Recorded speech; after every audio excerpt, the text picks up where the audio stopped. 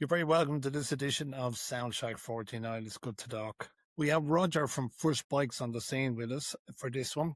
And he speaks to us about his time working in a menswear shop to lying on a hospital gurney, where he got his inspiration to what he did for the rest of his life. From motorbikes on movie scenes to listening to UB40 in a field. This one has everything in it, folks. It was recorded in the middle of last year. And I really hope you enjoy it. The first thing I asked Roger was, does he play any musical instruments? We'll see you on the other side. Thank you very much, folks. Many years ago as a young teenager, well, even younger than that, at age 10 or 11, my dad was a military bandsman.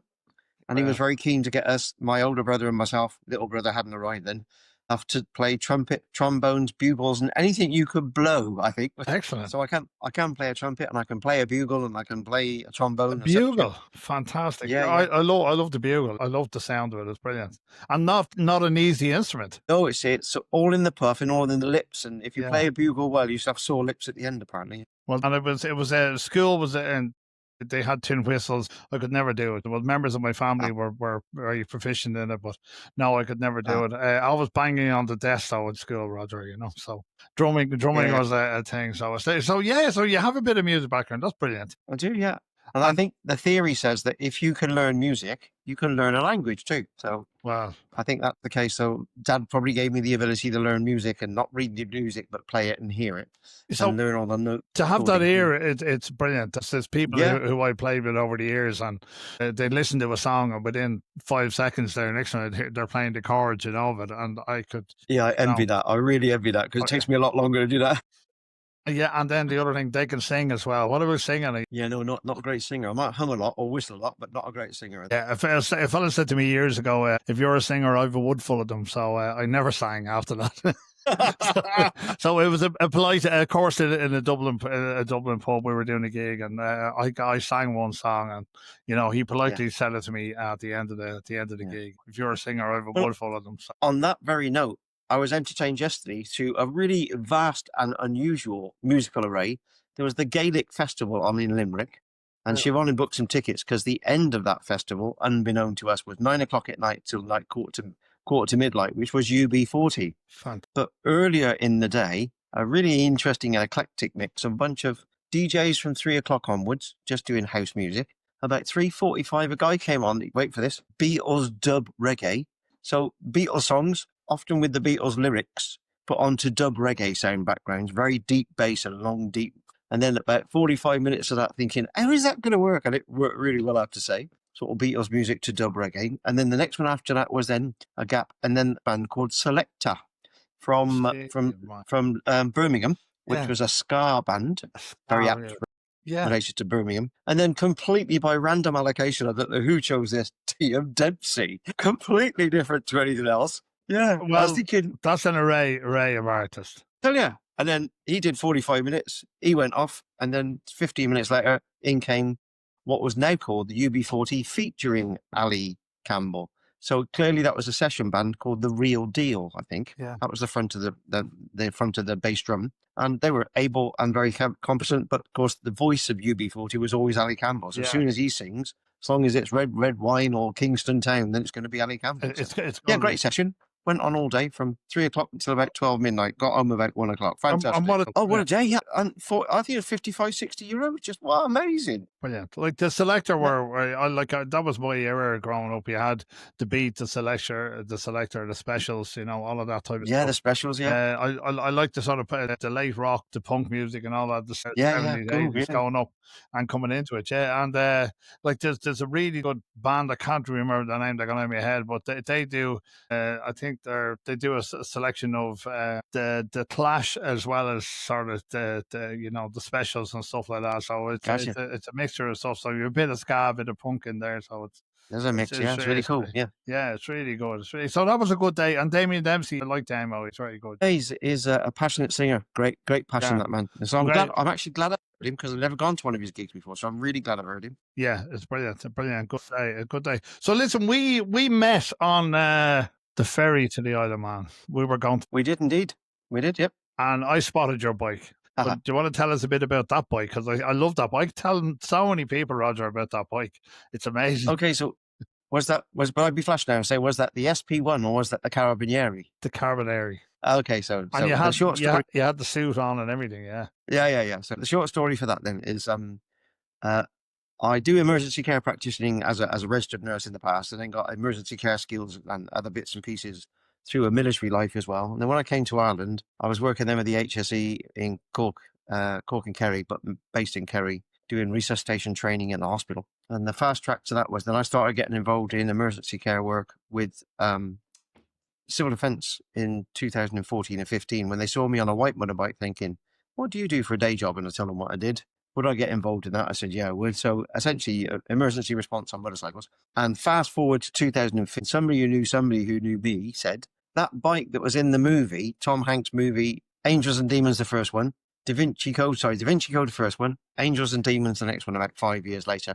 Then 7 years later was the film Inferno. And in the film Inferno is a Carabinieri assassin trying to kill Tom Hanks. And the two motorbikes that were in the movie were then up for sale. So somebody who knew me said, I'll bet Roger about that. Yeah. So I said, that's an unusual purchase because it's a single-seater BMW RT police model. So not many people want to buy a single-seat bike. And I thought, yeah, I'll have that. Why? Because I can. It's just mad. It's crazy. Before that, and before all the rules to do with Brexit. So I managed to get it in the country and run 4,000 miles on the clock in under 30 days. So got past the VAT hole, essentially. I'm sure plenty of other bikers would do the same. And then been riding it ever since. It's emergency lights and sirens and all that kind of stuff. And if you've got the qualification to be able to ride that bike and use those under direct instruction of a commanding system, then you can put them on. So you would only have seen me a few times on the Dublin Marathon with lights and sirens on if I needed to, or you'd have seen me on the Dingle Marathons and a few of the other marathons that I got involved in as an emergency care provider with that particular bike, which tend to turn a few heads. And like yourself, when you jumped on the queue to get on the Isle of Man, thought, what on earth is this?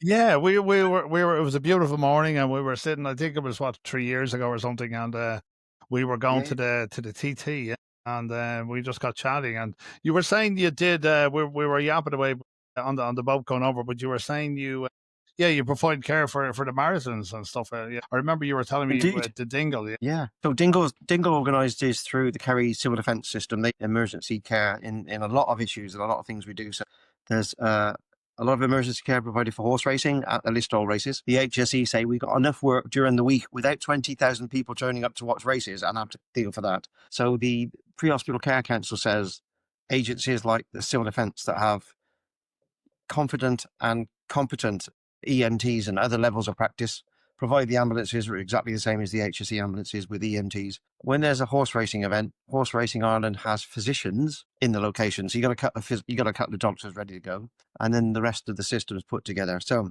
Civil Defence in Kerry then are kind of extra flash because they say, well, we got Roge and he does the bike.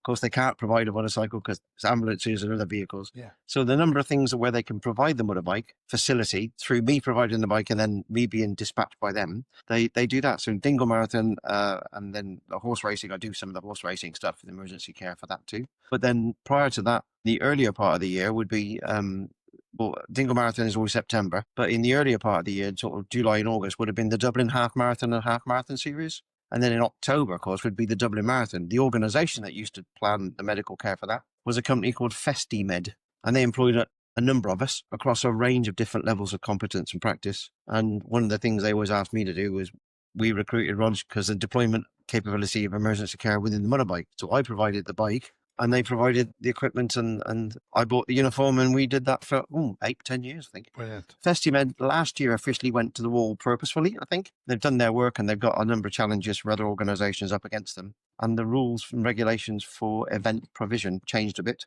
And I think they decided they were going to do a closure. Rumour has it they might be coming back in some other guise or some other form, but FestiMed as an organisation officially folded up 2 years ago and liquidated a year ago. So I know what you do in the Isle of Man. How did you get into the whole medical sort of, can we go back to the start really quickly? You were saying right to the very beginning of the and and you know, was it something you wanted to do like in school or was there another job?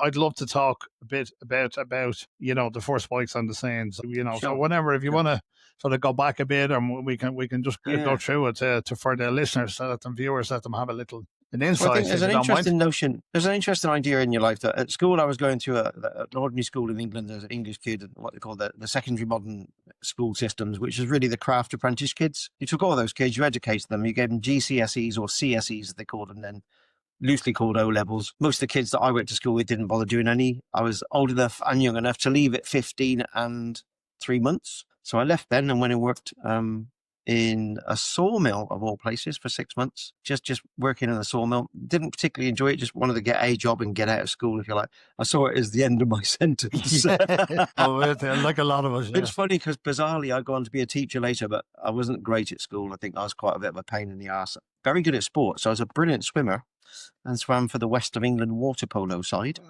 and swam for Gloucestershire and Gloucester as a swimmer in all sorts of championships. So I was a really able swimmer, and still a good swimmer now, but very fast then. And did some of that as a teenage kid all the way through the school years. Left school, went to work in this sawmill. Didn't really enjoy that much. A mate of mine was working then in a panel beating and car spraying place and said, come and get a job with us. Because on the side of the division of that business was stoving enameling, which loosely is the sorts of paint that's inside your oven, or the paint that's on the top of, at that time, Xerox photocopiers. Yeah. So if you hit them or chipped them, the paint wouldn't come off. So I got involved in that and did that for 2 years. Enjoyed that. Then there was a bit of a change in the organisation, which made us think, I'm not really going to stay there anymore. So I kind of went from that then, after being dirty and grubby at work, I went to work at a menswear shop. Very good. For a year and a half, complete change, just like looking cool and feeling well, good. hence the style, Roger, hence the style. So it was during that latter 4 months of the year and a half that I worked for them, I started having problems with the left kidney. And this process became more and more problematic, and having more and more difficulties passing and peeing and being okay. And frequently around a bunch of other 18-year-olds taking the piss, when I say that word, literally being a disco one night and I just collapsed from the sheer pain in the kidney. And I'd wake up in the emergency department thinking, what the hell happened there? And my mates would always say, oh, you were chatting up this girl and just suddenly collapsed. He said, we brought you to hospital. I said, okay. So that happened 3 or 4 times. Couldn't quite work out what was going on. Short story is, get some toxicity from your kidneys. You build up this toxicity. You cope, then you pass out.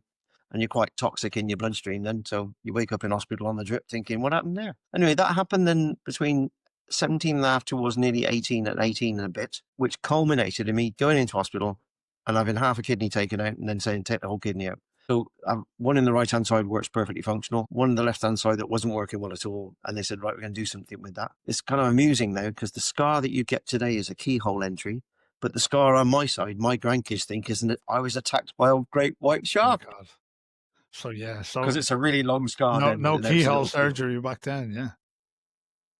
So it was in that time of having that surgery and relating to some of the girls that were coming and going, talking about the job of care, that I saw this amazing guy called Mark, who was this guy that looked after me as a registered nurse. And I thought, what an amazing job that bloke's got. I never even thought about it before then. So I think there's a fast track back then to an idea called the role model. Sometimes you'll find somebody in life that you look at or look to think, I'd really love to be that or have a go at that. And I'm sure there's lots of people that have done those kind of things in their life. And the theorist called Albert Bandura tells us, once you see the role model, you kind of want to emulate them and think and go for it. So sat down, scratched my head thinking, I don't have all the O levels that he got. Went to night school, worked really hard to get a bunch of them, and then applied to be a student nurse. And that was 1976, good few years ago.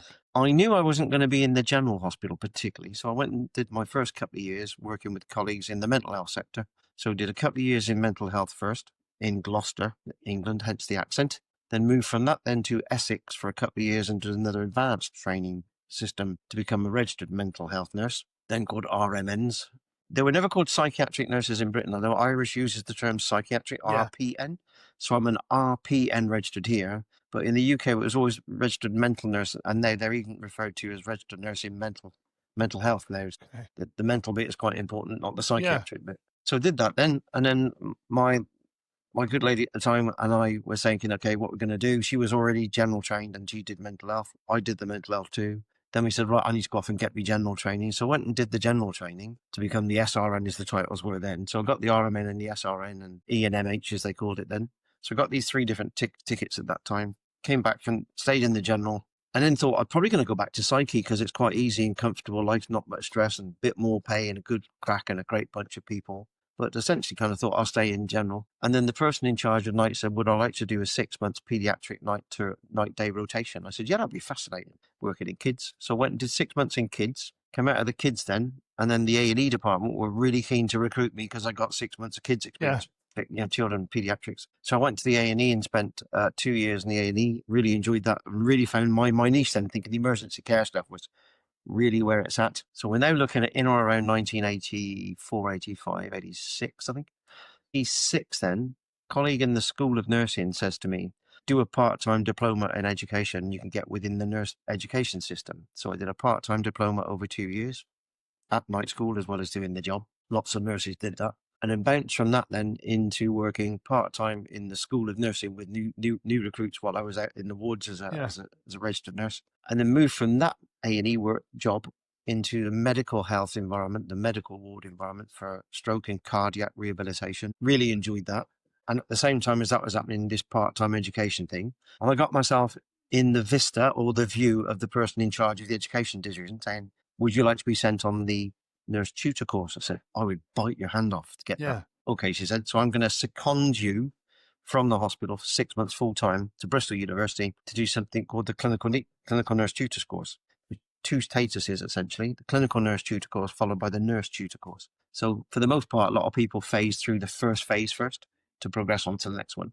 So I did the raw RCNT, as they called it, clinical nurse tutor course in Bristol University. After that, thought I don't want to go back to the hospital that I had been at these levels. I need to be a new face somewhere else. So went to see Wolverhampton School of Nursing at the time, now the university system, Wolverhampton. Went and jumped into that, went for a job, got the interview, and they were very frank at the interview saying, if we offered you the job, would you take it? I said, yeah, like what a big deal that would be for me back in. Now, there was some financial support from something called the Whitley Council rules for moving you from one NHS right up the country to another NHS, essentially. And it was in or around a couple of grand to help you move house and a couple of grand to settle in and put curtains and furnishings. So there's a couple of things working for that. So we said, okay, moved up. 2 young kids at the time, me and Mrs. Up we went into Wolverhampton, settled in Wolverhampton, and then started this clinical nurse teacher's job for a year and a half. And then at the end of that, would you like to go on to be the tutor program? Yeah. So grabbed the tutor program, and that was another diploma again then. Excellent. And then when we got that diploma process, that was another bit of paperwork for progress up the system, if you like.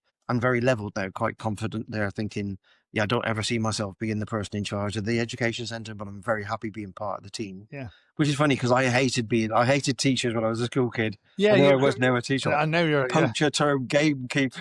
Yeah. So So that set a nurse tutor education, and there's a few bits of things then. So then there's a couple of years then part-time while you're doing that job. When the education system for the nurse education in Britain became 1989 to 1992, every person that's in a tutor role must have a first degree and or a master's. So it's a big push for nurse education because we were vocationally educated, but didn't have a recordable degree level, if you like. So our contemporaries in the university were all degrees and masters, and here they all were welcoming all these nurses that were educators without a degree. That can't be right, can it? So off you go and get a degree. So I went off and got a degree, health sciences degree, psychology, because I quite enjoyed that, working within the general mental health. Yeah. Did that degree then, and then stayed within the university system, got some specialist practice transfer systems, as they call them at the time. Got a qualification, strangely enough, completely different to A&E, in specialist practitioner in old age and dementia care specialism, because I saw the dementia care thing coming up. I thought that'd be handy. I'll get involved in that. And there's 2 other colleagues that are in the university doing that at the same time. The growth of dementia knowledge was in or around, I say, 1999 in Britain. And then the growth of knowledge here in Ireland, I would say, was the about 2005 to 2010. I think it was kind of catching up, essentially. And we were catching up from Canada anyway. Yeah. So there was those kind of things that were developing in the whole career, essentially. All these other elements building up. Yeah, the jigsaw's being built. And at the same time as that was happening, another parallel life for me was from 1989 through to 2000, officially 2012, but 2004, 5. I was involved in then the British Reserve military system.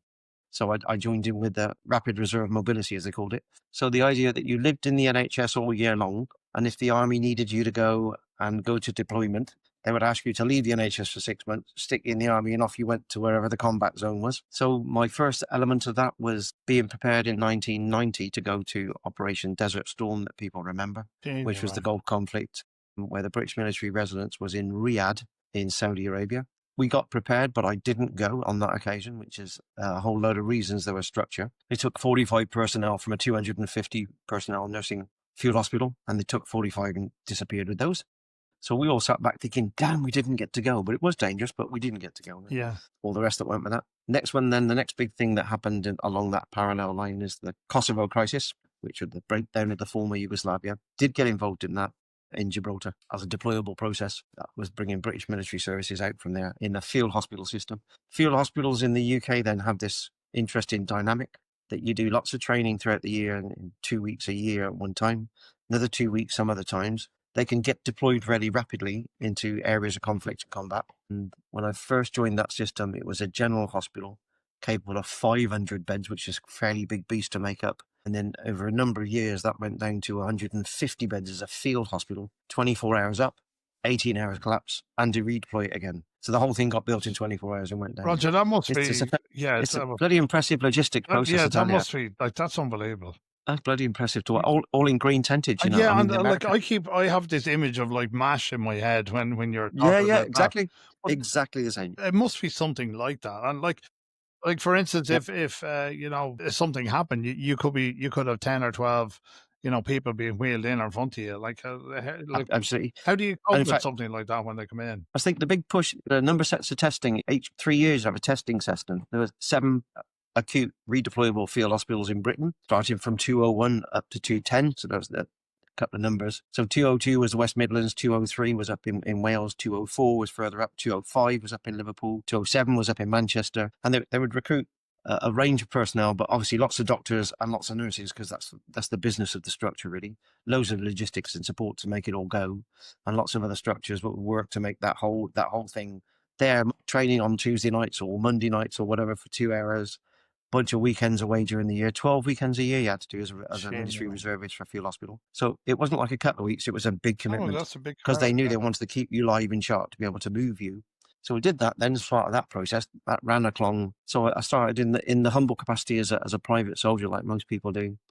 6 months later, then got what they call commuted to a 1-pip lieutenant.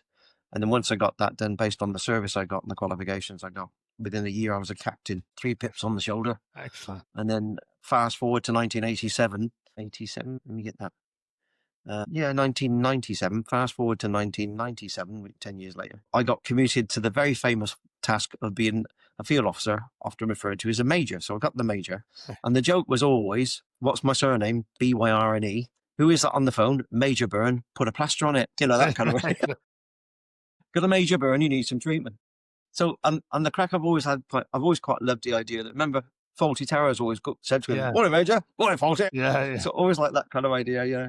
So, and I'm proud to say I still own that, because the Queen issued that, That is and brilliant. then she never takes it away unless you get taken it away. So they don't tend to use those titles here anymore, although Ireland's a much safer place than it ever did. Yeah. But I'm proud to have had that. There's a Queen's scroll on the wall that says she signed it by her own hand to say, "You are now this." Well, so, brilliant. Well, thank you, that's Master. fantastic stuff. Fantastic stories. So that, like, in dealing with sort of in the army with people like that, you know, victims or whatever, would move nicely to where we were on the boat, where what you were going to do for the Isle of Man. Yeah. So. Yeah. So essentially, that process there's another interesting process, because I went in 2016 for the first time, thinking I should have been there years ago. Why had I not been here before? And that was Siobhan's nephew said to me, "Come over to the Isle of Man. You gotta go." So looking back at it, I should have been doing it 40 years ago, because then there had been a lot of that emergency care I could have offered in the system as it's grown and developed. And now, as it's grown, MS is the Motorsports Rescue Medical Services, very sophisticated levels of practice in emergency trauma, all the stuff I'd learned in the army and used, and pretty much all the stuff that's progressing in emergency care tends to come from those combat zones, sadly. You learn so much in that. And then I joined in 2016, got involved. By 2018, I was so enjoying it. I thought, well, I'd like to get involved in that emergency medical care if I can, you know. So I went and had a quick chat with a few people there, and they said, well, get involved in the marshalling first. If you like that, then you can progress on to the IMC, which is this intermediate management course that they do. And if you enjoy that, and then you've got these other competencies, you can come back. I was then a registered nurse in the UK and Ireland, and emergency care practitioner, ECP. The easiest way of describing that without being too complex is it's an advanced paramedic, but the titles here, paramedic and advanced paramedic, are protected. So I don't tend to tell people I am one, because I'm not. But they tend to think, are you such and such? Well, that's an easy way to describe it. Yes, it's those competencies. But in the UK, there's more standards for a bigger population. And one of those standards is the ECP, Emergency Care Practitioner. So I own that title from the UK and still keep that live. And that's the stuff that underpins the ability for the National Ambulance Services in the UK to say, you can run the emergency care practice process called First Bike on Scene. So went to the Isle of Man, really enjoyed doing that, got involved in some of that stuff. And I think if it works, on the 21st of September this year, will be the inaugural First Bike on Scene in the Isle of Man. Excellent. If it works. I'm doubtful it's going to go ahead, because they're so busy filling their lives and heads with TT and filling their heads with all the other stuff. Yeah. It's not something that marshalling needs to be involved with. But a bunch of bikers said to me, what do you do for a day job, Roger? And I said, well, I do this thing called First Bike on Scene. Really interesting course. I've done the course. It's highly recommended. Highly recommended. They'll tell you what a great day of learning it is. It's absolutely unbelievable. Yeah. And Roger, yeah, we will put all the information up here on this at the end of it. But sure, yeah. It's, it's look, stuff you've told me and stuff you've taught me has just been, like, as we're bikers, and I'm part of the Orange Brigade and the Isle of Man. I'm very proud to be, marshalling as well. So it's great. Yeah. But so tell us about on the island. If something, like a little bit. You don't have to go into huge detail, but okay. I know you're up on the mountain course, right? So that's that's fairly fast. Like rednecks, mountain men. Yeah, that's fairly fast up there. So so the short story of that is that the Isle of Man over the number of years has got more and more sophisticated in its medical provision, more and more sophisticated in its risk assessment system. And you and I know, if you try to organise another place called the Isle of Man in the world today, the place is so risk averse, it would just never happen. Never. So these guys are right on the edge of the edge, aren't they? And there's guys, there's a few ladies still riding nowadays, but not as many in now as there was in the past. Jenny Tinmouth, of course, was the fastest woman ever around the Isle of Man at one point. Maria Costello, MBE, give her credit there. She's still around on sidecars with a colleague doing sidecar work. And she does twins to herself. Yeah. Super twin, 650s. And very fast as well. There used to be a girl called Caroline Sells, and she actually lives on the island. So I think she was around for a number of years. And then this year, in fact, Veronica Hancock-Kikiova, I think, the lady from the Czech Republic, suffered quite a serious injury herself at significant speed. So let's look at some funny stories and some struggling stories. And so we know if it goes wrong at 198 mph, you're in serious bother and you're not going to recover from that. The impact speeds alone are enough to disable a body quite profoundly. It's going to be instant death. You're going to be suffering for weeks or months at those kinds of impact points. These road, furniture, walls, curbs, it's going to be catastrophic impacts. But for the most part, the funniest two that happened this year was a strike in the left-hand shoulder somewhere in the Solby Strait, around about 170, 180 mph, with a blackbird that just disintegrated as it hit the guy, but hit him enough to dislocate his shoulder. So that was a significant injury. And then one up at the 33rd point was a seagull strike in the left arm, breaking the arm in half, because the seagull, of course, is a 5-kilogram weight of a brick being thrown at you at 140 miles an hour. So what we do know is these speeds and the methodology for racing that way is that they do such a good job of separating people out in their 10 seconds. There's no everybody starts in one go anymore, is it? It's all been these now. But the panache or the skill of the best one is you want to catch the guy in front and pass his 10 seconds, because then you're ahead of the clock. But yeah, essentially you're racing the clock, not racing the person in front of you. But there's that extra edge if they can pass. And that's the thing. A lot of the marshalling, a lot of the safety on the course. Unfortunately, the TT we've had an awful amount of deaths over the years. Unfortunately we've seen a lot. We ride motorbikes. We're into the road racing. The Irish scene is more or less totally collapsed, but hopefully we will get it back up. There's people doing work. There's great work being done by the lads at Kells to bring it back up. But this particular, part of the island, and over the last few years, there's a gentleman who's taken over the Clark of the course, doing a fabulous job, Gary Clark. So he's doing a really great job. I find it as a marshal, coming in marshalling and the different sectors, you got me up onto the tower, and to see how it's run now and the safety element, Roger, is second to none, really. Remarkable, truly remarkable, isn't it? And I think that interesting enough that they chose him because he came from a good military background, was good at logistics and systems. So Gary had got the number of nice labels after his name, MBE and BEM. So fair play to him for that. But yeah, I think that's got to be the toughest job for the Isle Man every Yeah, year. And unbelievable. who'd want to sign up for that one? You know, the day we were in the tower looking up and we were, it was overcast, it was a wet day. And he said, Yeah, no, he said, come 5 o'clock, we'll be out in the course. And he wasn't wrong. Sure, he yeah, wasn't. Like, yeah. it's And brilliant. then this year, of course, this year was the biggest challenge he's had since a number of years before. It's only the third time in the history of 100 years where it's actually said we're not going to be able to run the actual premiere event at the end of TT. Yeah. Because so many of us leave him on the Saturday evening, there was no space to run it on the Sunday because there's not enough marshals. We know that Yeah. to make it work, it needs 590 plus to 620 to be safe. It's a massive undertaking because there's no course in the world like it. No, it's a massive undertaking. It's yeah.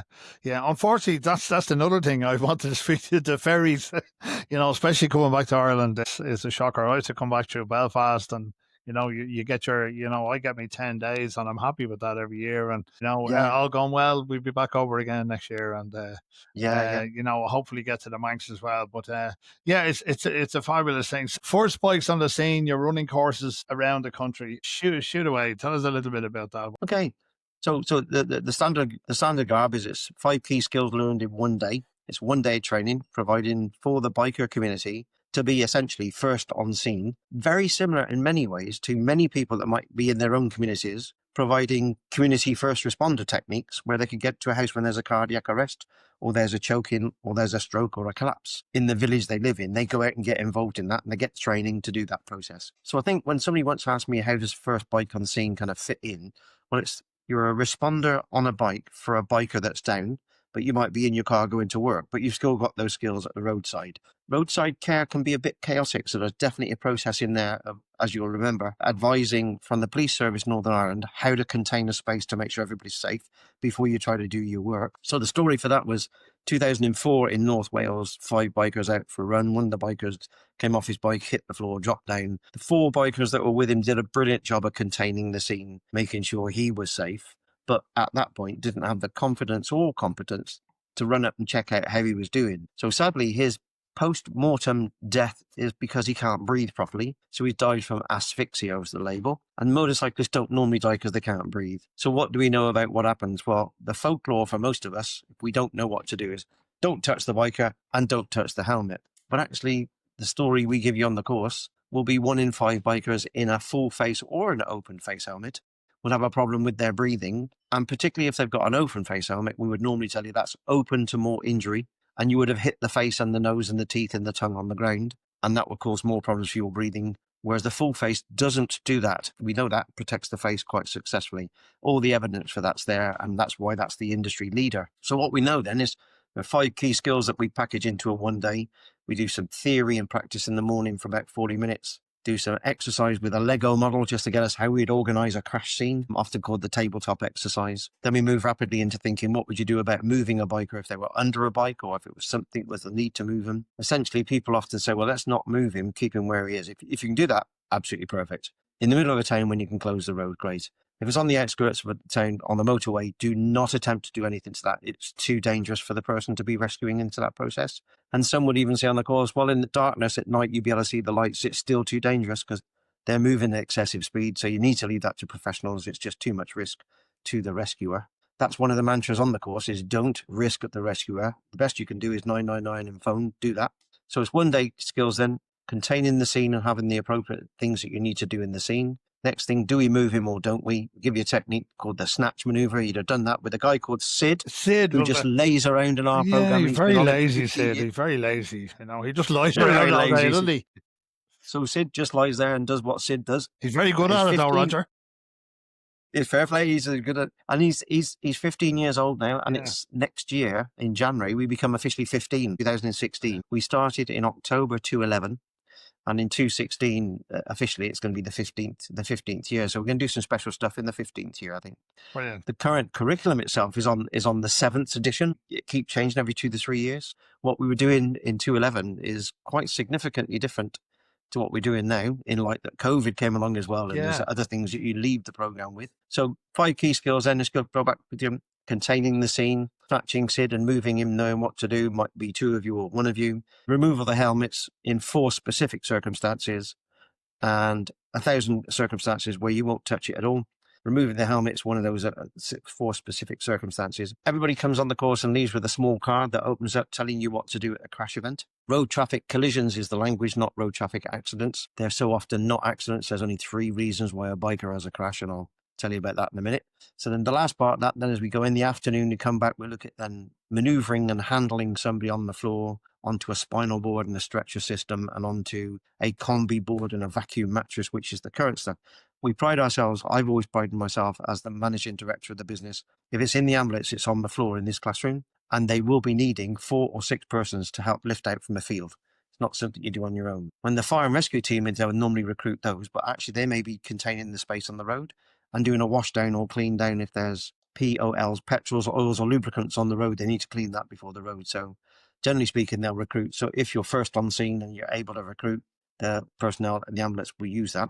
Lastly, in the afternoon, more sadly, CPR for catastrophic blood loss is an important process. But since 2016, the evidence base tells us, we look at biker performance of 85% of all bikers would be male. They account for 93% of all the killed and seriously injured because the way men think about speed in their bike, and also about some of those not being dressed properly or dressed more appropriately.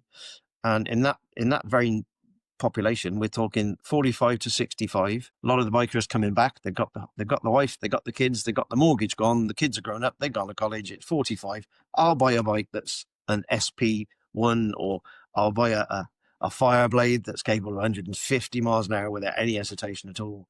And then you're going to get into trouble. So part of those processes, that age group 45, 65 could be on the bike, mind their own business, going out and riding with all the best skills in the world, and suddenly get a heart attack, and it's an internal event which you can't really do much about. And that's the point of the collapse off the bike. So it's still a road traffic collision, but the cause for it was this internal event in your heart, which is different to the other 3 occasions which you can cause. So that's first bike on scene. It's a 1-day skills competence course. It started off, I think it was 2011, at €68 or 68 quid. It's still only 90 quid now, and there's 2 qualifications in it now. And it's €90 for the standard course. And if you do the standard course and then come back to see us within 2 years, you're eligible to go and do the advanced course if you wish to. Not for everybody. So if you've got a first bike on scene emergency response course, ERS, then you can go on to do the ERS again 2 years later, or never do it again. At least you've got the skills the first time. But like anything in life, most of us know if you've got a skill base that you want to keep live, you need to keep practicing it, keep good at it. So You need to keep 2 going. yearly is Yeah, you're running it's around Ireland, because I know you all do. over. Yeah. We both have a friend we know through Sheds for Bikes, and they run a lot of them, don't they, Roger, with Derek there, and the Sheds for Bikes. So yeah. So the hot topic for the day is, as we're speaking tonight, only 2 days ago, Harley Davidson group from the Waterford way that went off to Thunder in the Glens in Scotland have been up there. And John, one of the colleagues that's a ROSPA advanced rider and the first bike on scene provider, he said we used the first bike on scene skills yesterday from 4 or 5 guys coming over a lip on a hedge on a run, coming down towards a bunch of bikers, past a couple of cars as they were heading towards the Harley Davidson group, and one of those bikes badly misjudged passing the car, and next thing you know, impacted one of the Harley boys. The Harley guys are okay, but the first thing that the colleague said when he's phoned up and talked to us saying, use my first bike on scene skills today, great, okay, talk us through what's happened. We're always keen to find out if we A, need to support the emotions that went with it for you, because you dealt with it, or B, you can give us some kind of breakdown as to what you did. Good news, he was alert and talking, but with a very badly injured leg, which then later at X-ray proved to be a very nasty soft tissue injury, which is good news, not even broken bones. Yeah. Good news. But generally speaking, the most impressive part that John refers back to is when the ambulance team turned up, the road was so beautifully contained, they said, where's the Garda? Or where's the police? They said, we've contained it. We know exactly how to contain this space. They said, we thought the police were already on scene. I know, brilliantly.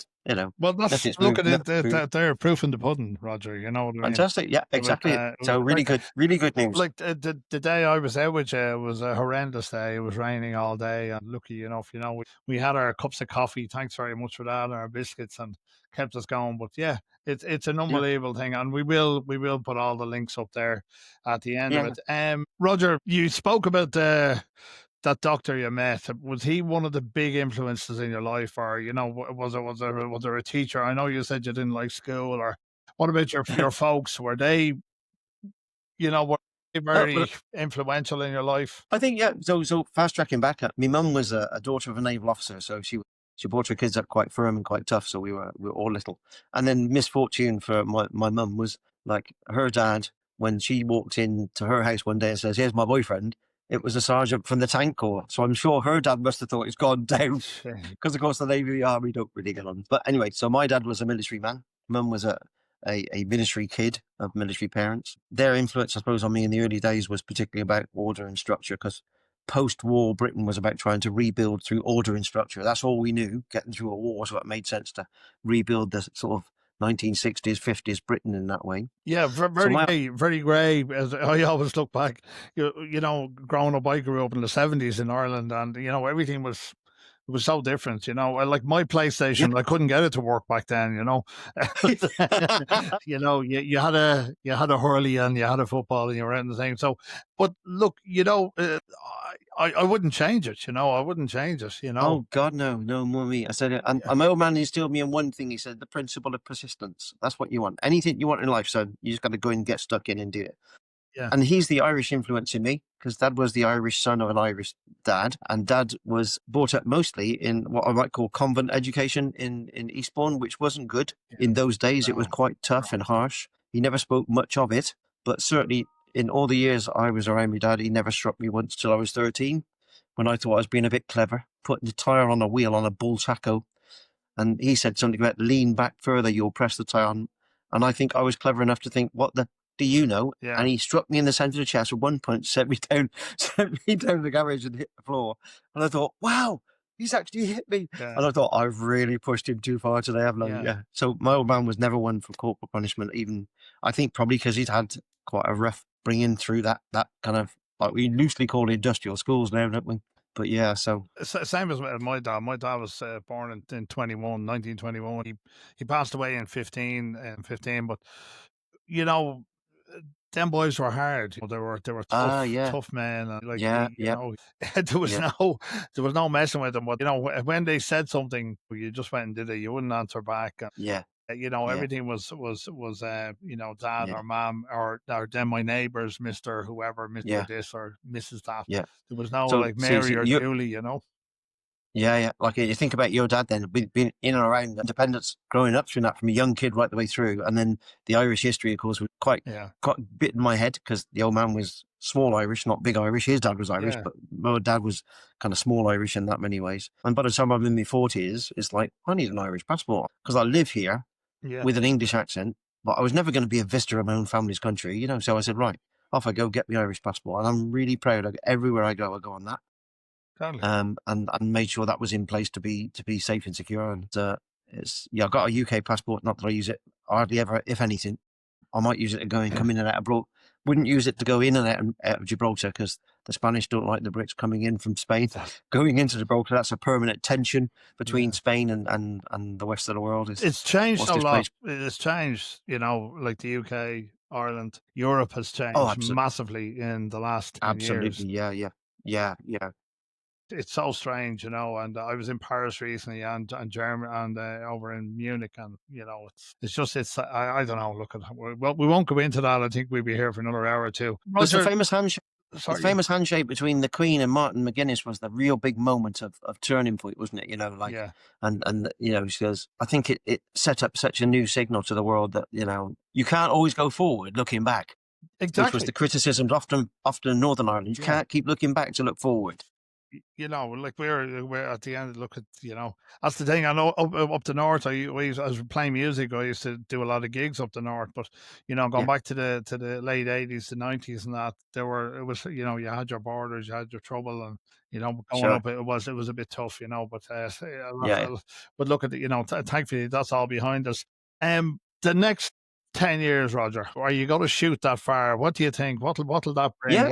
What's your plans? So my last two have been officially retiring from an education post that I had in St Luke's Nursing Home in Cork, which was training 3 days a week for healthcare assistants and registered nurses. I enjoyed that for 10 years. Good crack. Lovely, lovely manager called Bruce Pierce, Reverend Bruce Pierce, lovely man. Lived the principles of that religious view of his life, but was by no means too squeaky clean as a clergyman. He was a really nice guy, Good. fantastic guy. I really love Yeah. Bruce. Probably one of the best bosses I've ever worked with rather than for. Lovely guy. So Bruce and I still stay in touch. A couple of years ago, said we're going to go. Then he said, "I'm going to quit for me." I said, "Going to quit in the July because I think I've had enough now, ready to go and get the sort of pensions and all that other stuff. Otherwise, you'd be ending up earning in two places and Yeah. just fueling the economy for the politicians. I'm not keen on that. Not that many are." And then Bruce said, "Well, if you leave in the July and I leave in the October," he said, "we'll do a Thelma and Louise and just drive off the edge of the cliff." Brilliant. Oh, brilliant.